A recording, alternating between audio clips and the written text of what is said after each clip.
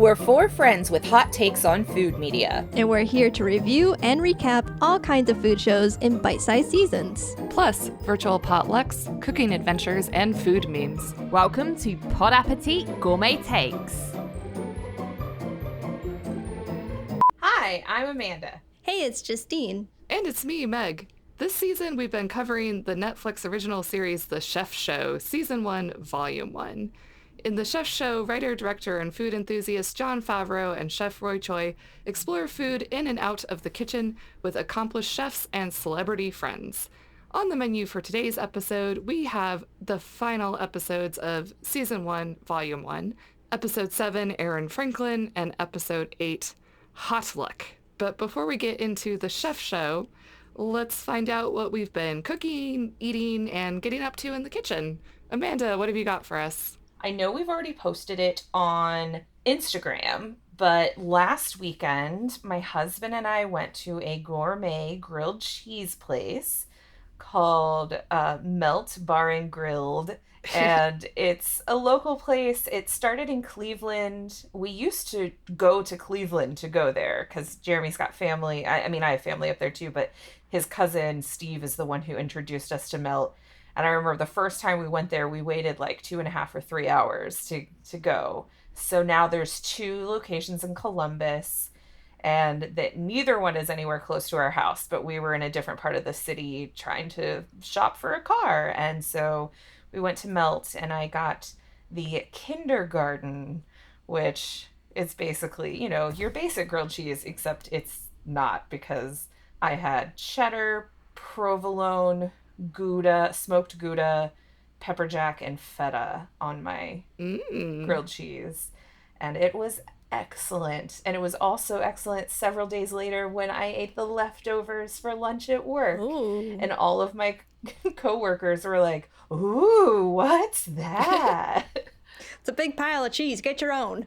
Yeah, you could make the grilled cheese for our potluck episode. That's actually what I'm kind of thinking about, so we'll see. And my husband got a sandwich. I didn't take a picture of his because he was like devouring it by the time I could even open my phone up. He had a macaroni and cheese grilled cheese. Ooh. With I think he added, I can't remember if it was pulled pork or brisket, but he added one of those on to have a meat on his.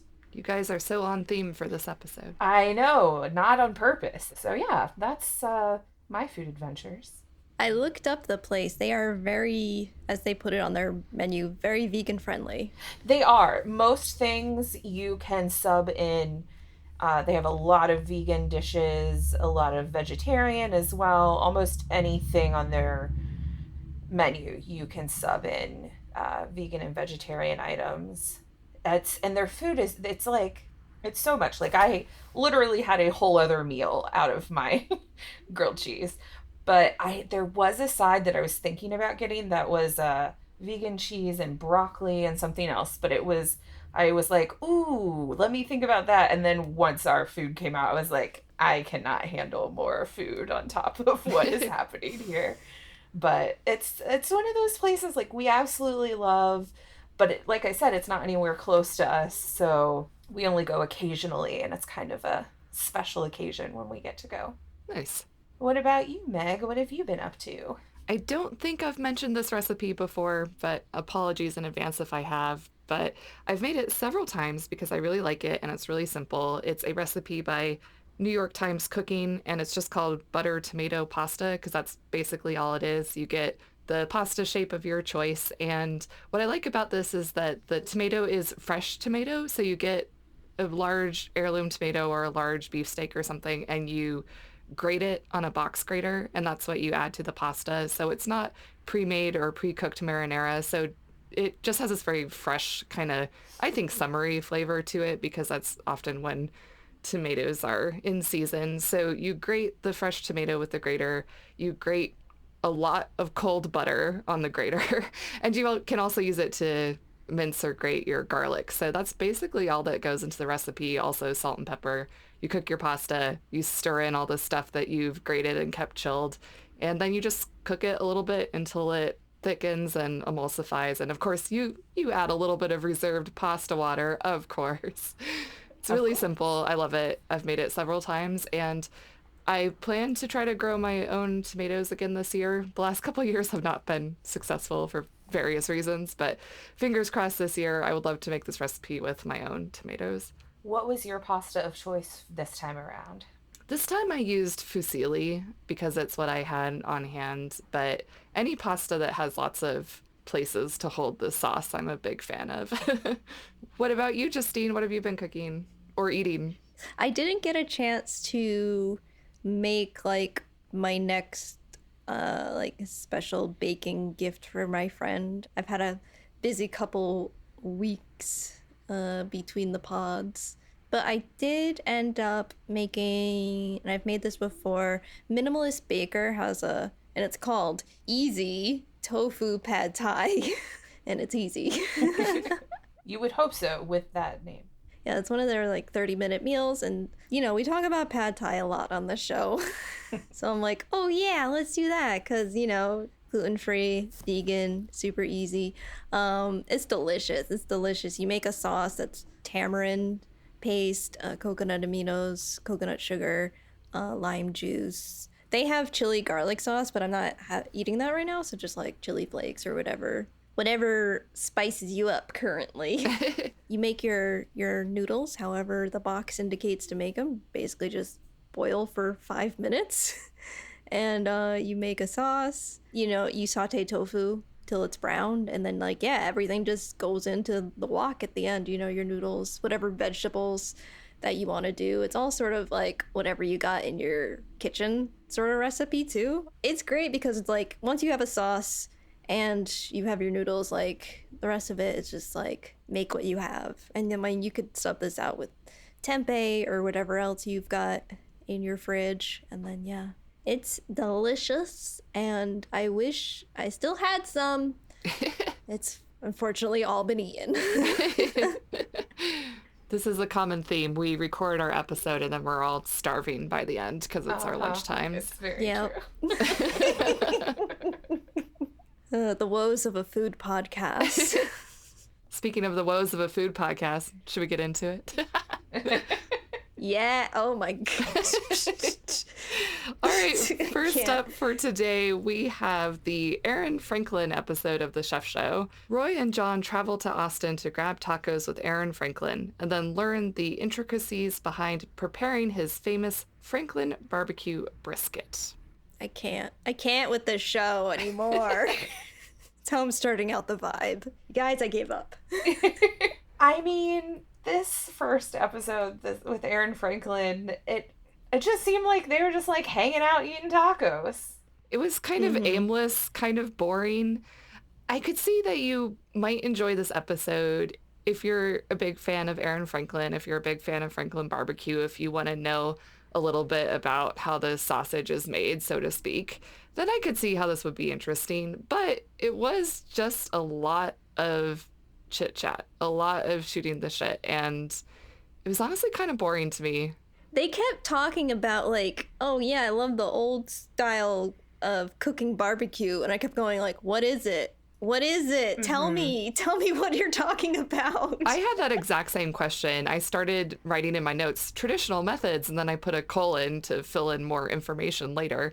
But that information was never forthcoming. I didn't learn anything about traditional methods versus new methods at all. Yeah, that would have been nice to have a comparison so you could understand their conversation. My one positive thing is I did think it was interesting to see the kind of dueling cutting of the brisket between John and Franklin. Just to see their different techniques. One, I mean, obviously being a barbecue chef, but the other being Jon Favreau, who's been trained by Roy.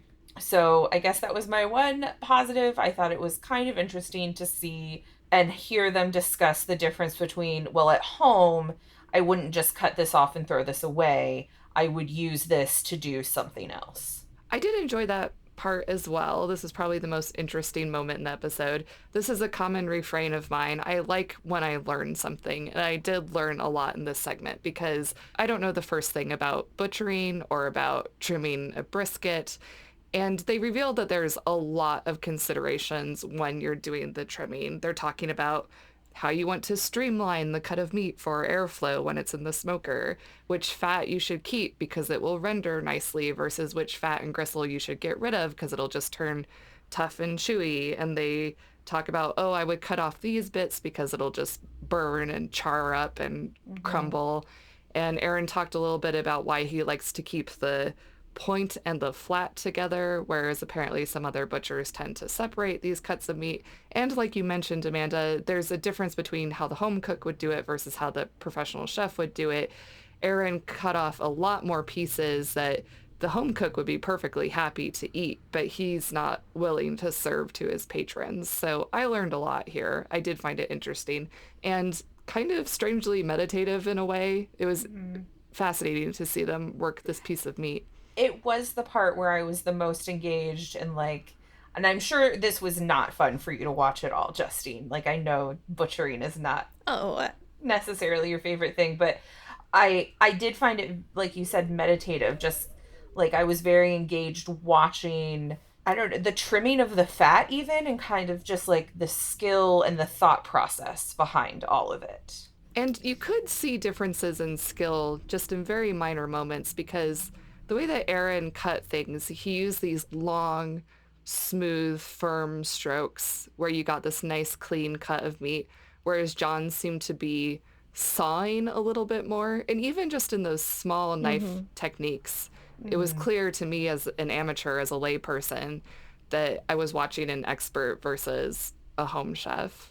Yeah, watching this, like, it doesn't necessarily, like, gross me out or anything. It may, like, gross out other people, but, like, it's not a skill that I'm ever going to utilize. Right. But I will say, I think it does speak to Aaron's product that he tries to make the meat as close as perfect, even before it gets cooked. Mm-hmm. They've talked about this on the show and many other shows that we've watched, that a good meal really starts with, from step one, the ingredients, what you put into it. If you start poorly, the final result is not going to be as good as it could be. So really every step of the way, you want to make it the best it can be. Yeah, speaking of, the man also really knows his salt and pepper. He really does. Yes.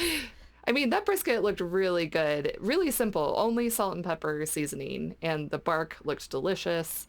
The smoking, it sounds like, is done to perfection. He's apparently the expert for a reason. I did like how impressed he was at how thorough John was being and very meticulous when he was salt and peppering his brisket. Like he was like, oh, like, it's just, I guess that's one theme throughout the show that I've enjoyed, is like seeing another chef see John have a skill and that it's all because of Roy, and that it's just kind of like this little, every time they're like, oh wait, like you kind of know, like you're not just like the famous guy that's standing there and being like, oh yeah, let me get in here and do this. Like, he actually cares.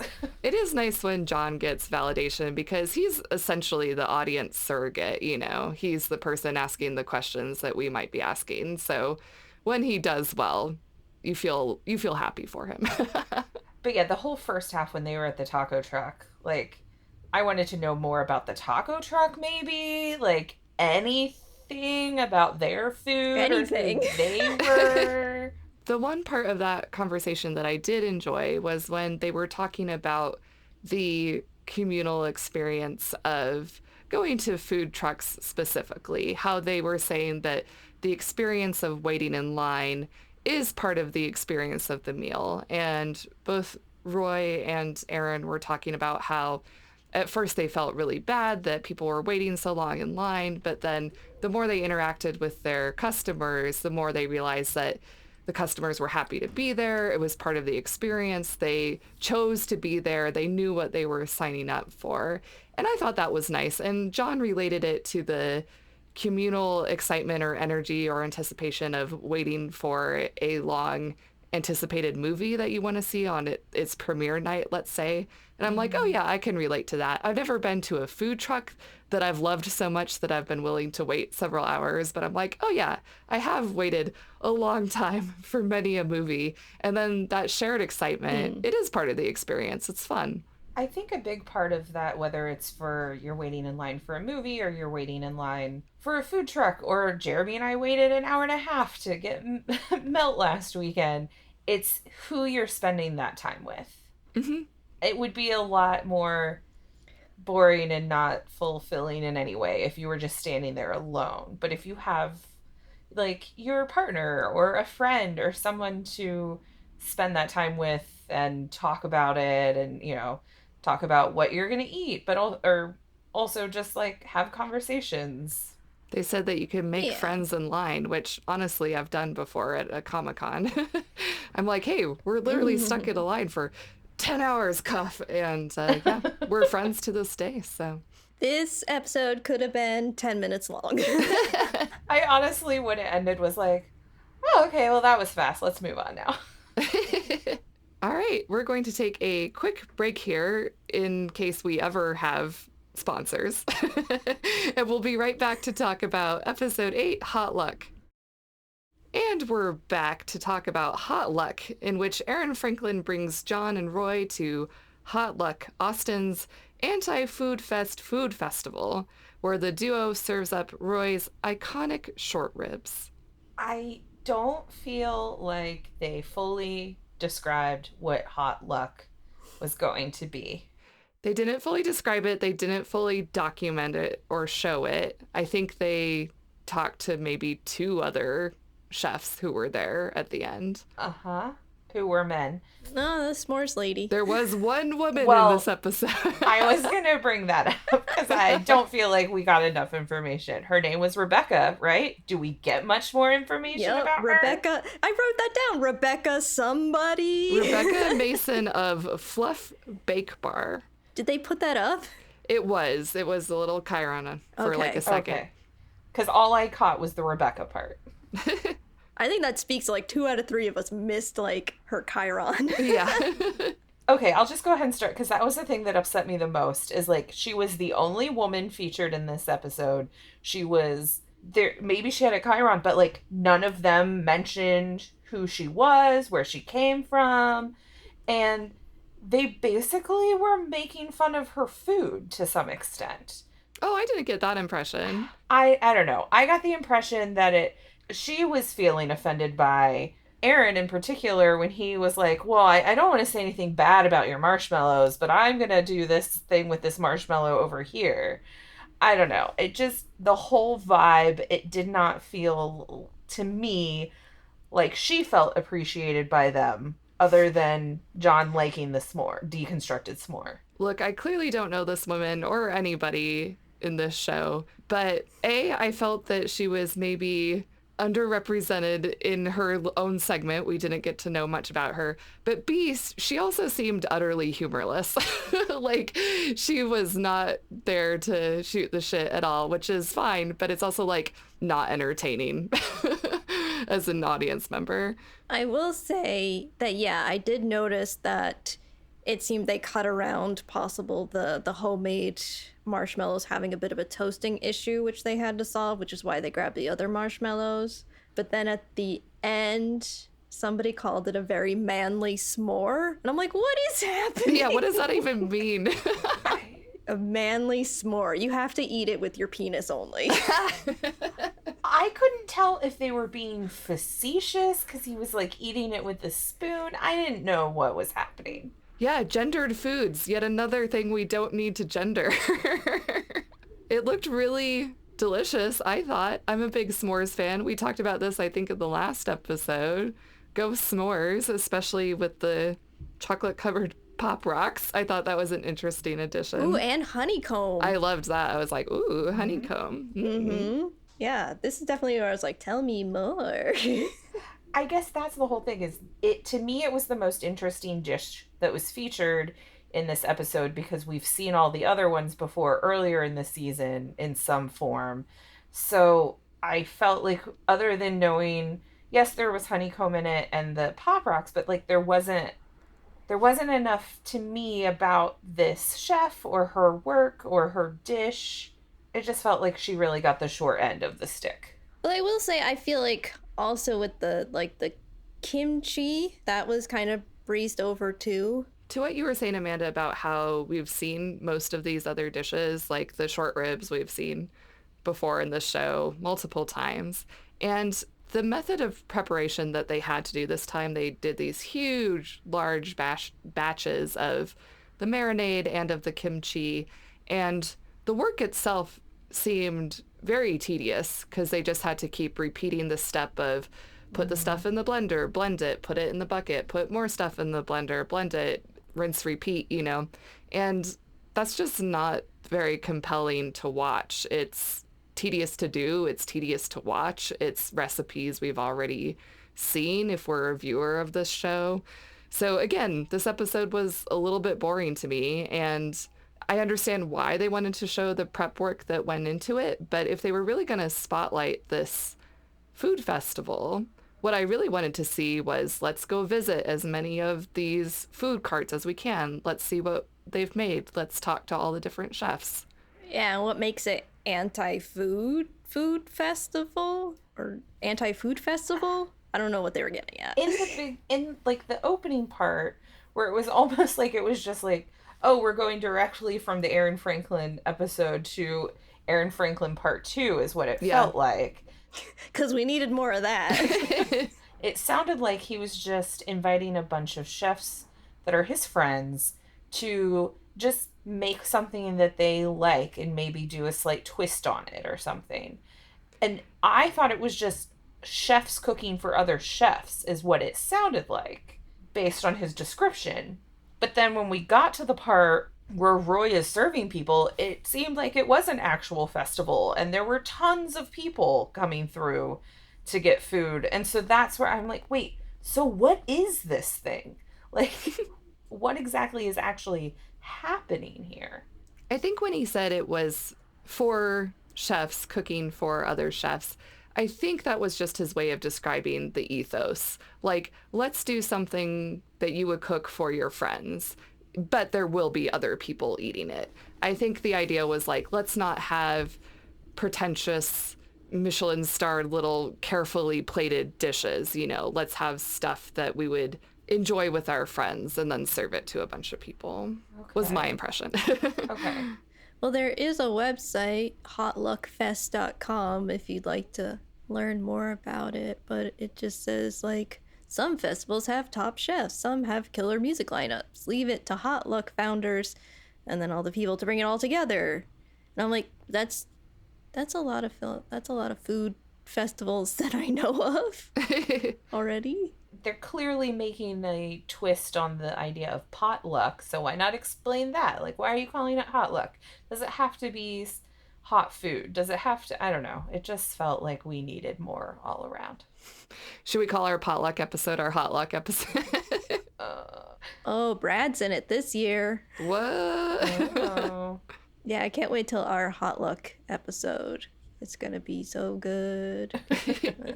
Is there anything else we liked or didn't like about this episode? So Roy's mom has a shrine to him in her house. And my mom has the same thing for me.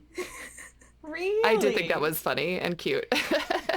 She may not actually have it anymore. It was in their house before they moved to an apartment, so maybe the shrine got all taken down. But like, she turned my bedroom into like a shrine to me. So I relate. That's kind to of moms sweet. doing that. Yeah, it's weird, but at least she doesn't have it right in the foyer. Yeah, I was gonna say, did she do what Roy's mom did, which was purposefully pause in front of the shrine so that all of her friends could see and admire all of his accomplishments? Did she go, oh, let's take a tour of the house. This is the Justine bedroom. Yeah, I don't know. I just want it to be done. I'm already done with this show, so I was like, okay, episode. I see just a lot of people hanging out and talking, you know? They're smoking meats, having a good time. There's a podcast / YouTube channel that I'm a big fan of called So I'm Watching This Show, in which the hosts talk about mostly TV shows, but also movies. But they got a unhappy review from someone who called them jibber jabber clowns. Oh my. And I feel like I want to apply this phrase to the chef's show sometimes. Not all the time, because that's a very mean thing to say, but it made me laugh. Yeah, I mean, I know we'll get into it more with our digest in a couple weeks. There just seems like there needs to be more structure of some sort. Oh, I do have something positive to say about both of these episodes, which is that it reminded me of my trip to Austin, which was a lovely time in which I ate at several food trucks and several barbecue places, all of which I wanted to shout out here, but apparently I was really bad at documenting that trip, so I have no idea where I went, but it was good. I will say, I am not a big barbecue person. However, this did make me, like, it didn't turn my stomach. Like, I actually was like, oh, okay, I think I would eat this barbecue. I would try it instead of, like, trying to avoid it at all costs. What's your favorite kind of barbecue? Ribs or brisket or sausage? I don't really like barbecue, so it's like, I really don't. I guess it would probably be like pulled chicken with barbecue sauce on the side so I could decide how much barbecue is involved. Back when I was eating meat, I would have said pulled pork.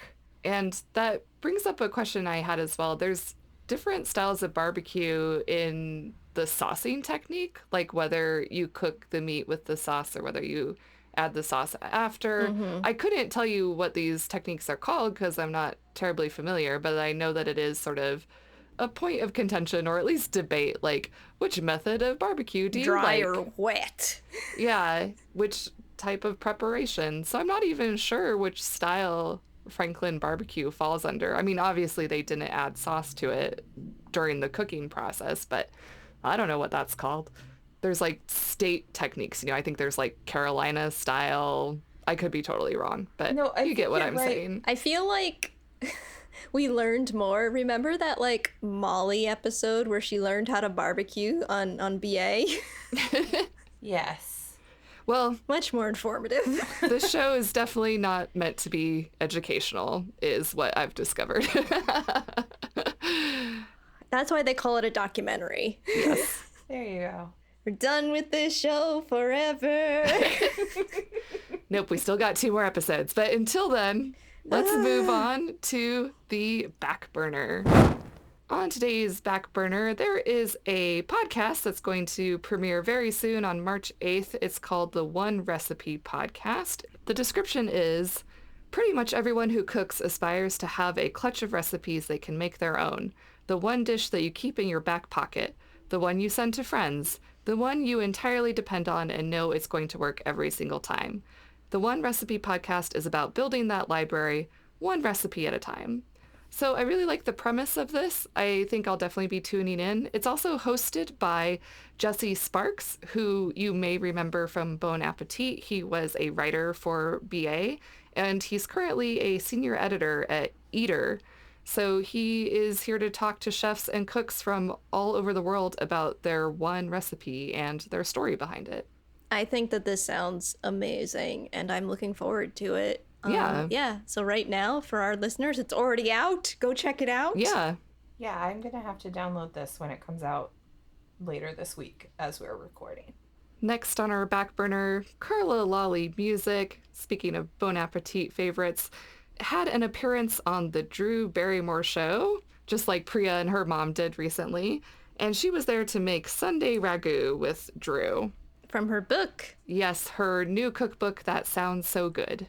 Yeah, I instantly, upon seeing this video, was like, I think I need another Carla cookbook. I really enjoy Carla's personality. Now that I've been eating vegetarian, not as many of her recipes are recipes that I would make, but I do love her personality, so I'm really looking forward to her podcast. I enjoyed this appearance on the Drew Barrymore show.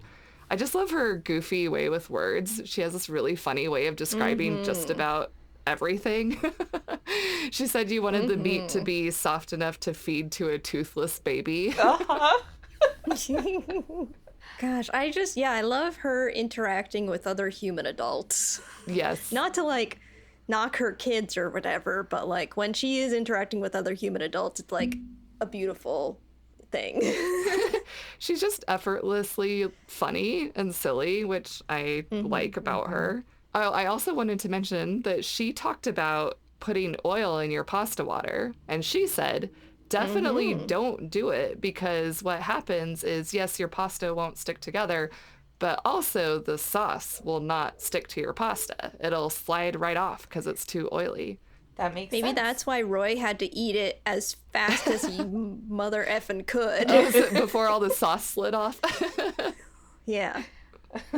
Yeah, I like how this is like our second episode in a row where we've had somebody on with Drew.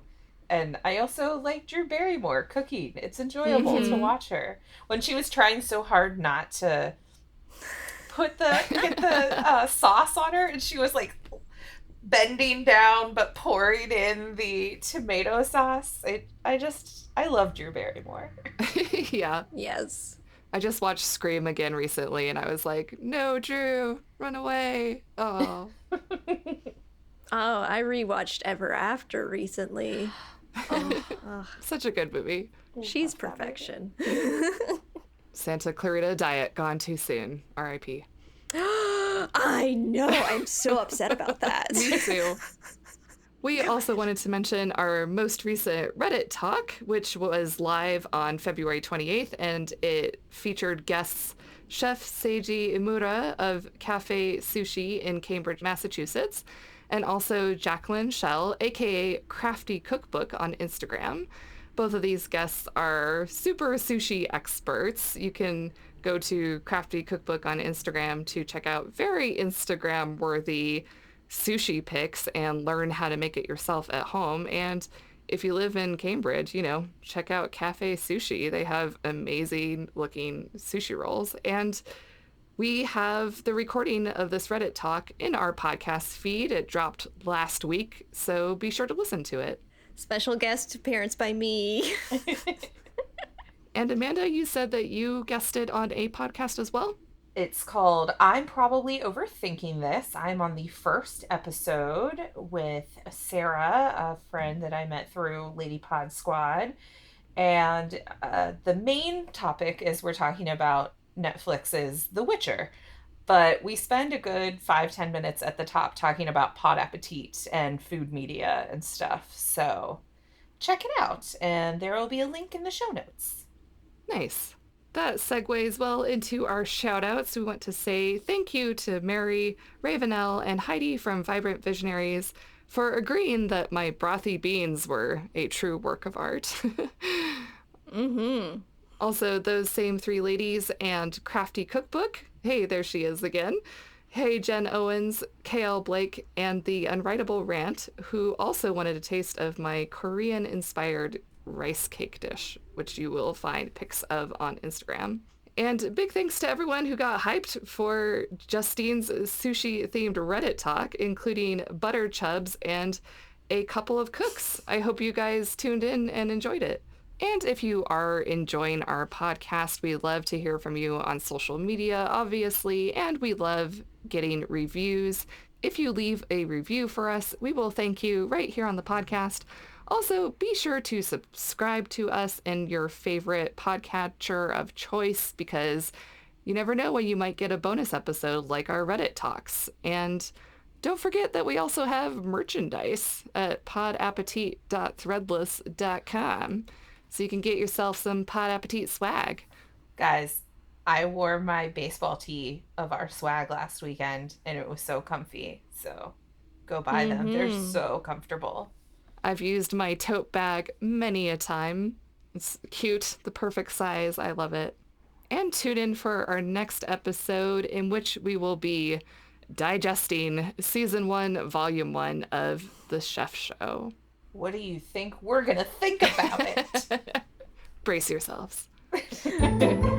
Thanks for listening to Pod Appétit Gourmet Takes. We'd love to hear from you, so find us on Twitter and Instagram at pod_appétit. And on Facebook at Pod Appétit Podcast. You can also email us at podappetitpodcast@gmail.com and find all of our episodes on our website, podappetitpodcast.com.